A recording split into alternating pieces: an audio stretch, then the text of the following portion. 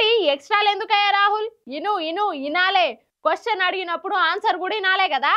ఎక్స్ట్రాలు అడిగేటోళ్లకు జవాబులు కూడా ఎక్స్ట్రాలే చెప్తాం. ఎంత ఇద్దామంటావు మరి? 1,50,000 ఇద్దామంటావా? ఇదే ఉత్సాహమే, పనికి మాలిన ఉత్సాహం. చేస్తావా నువ్వు? అవుతుందా నీతోని?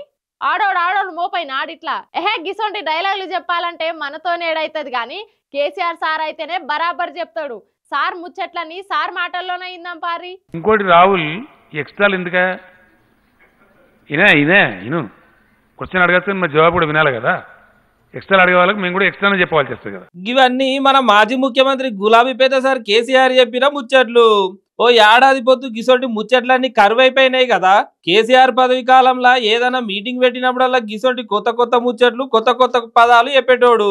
సరుకు లేదు, సంగతి లేదు, సబ్జెక్టు లేదు, ఆబ్జెక్టు లేదు, శుష్క ప్రియాలు, శూన్య హస్తాలు, అంత వాటిదే డబ్బా, బబ్రాజమానం భజగోవిందం. ఈ ముచ్చట్లో ఇన్న అమ్మలక్కలు కూడా మస్తు ఖుషి అయ్యేటోళ్ళు.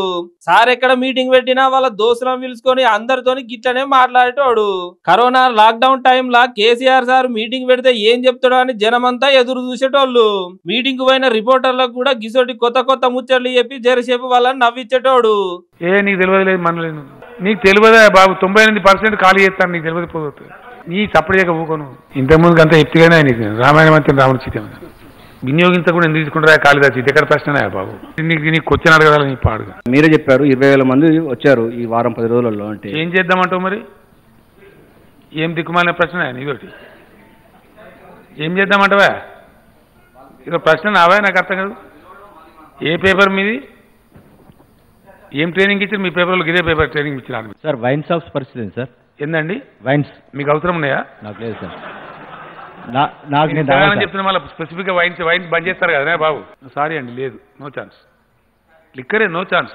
ఎంతో 1,50,000 ఇద్దామంటావా? ఎందుక పనికి మాలిన రాహుల్? నాకు అర్థం కాదు. కానీ నాకు తెలియదా ఎన్ని ఇస్తామో? మాకు తెలియదా? తమ్ముడు నీకేదో కిరికిరి పంచాయతీ పెట్టాలని సార్ కోరుకున్నట్టున్నది. అదేం జరగదు, నువ్వు దురాశ పడకు, ఊకోయిక చాలు. నీ ఉద్దేశం నాకు అర్థమవుతా ఉంది. నువ్వు ఎందుకు మాట్లాడుతున్నావు నాకు తెలుస్తా ఉంది. నువ్వు కేసీఆర్తో పెట్టుకోలేవు, కొంచెం జాగ్రత్త. రాష్ట్రంలో ఉన్న ఏ ఆగవా వెళ్ళి పాడు. ఇక పొద్దున్న గుగ్గలకి ఇప్పుడే చెడిపోయిన వాడు.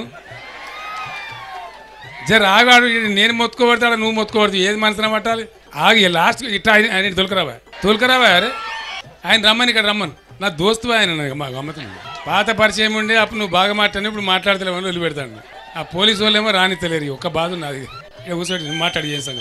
కన్నతల్లికి అన్నం పెట్టినాడు, పినతల్లికి బంగారు గాజు చేయిస్తాడు. నువ్వు అట్లే జీవితం అంతా అరుస్తూనే ఉంటావు. చెప్పేది తిని కదా, ఇంటి వినాలి కదా, బుర్ర ఉండాలి కదా. చెప్తే అర్థమవుతుంది కానీ ఓ సారు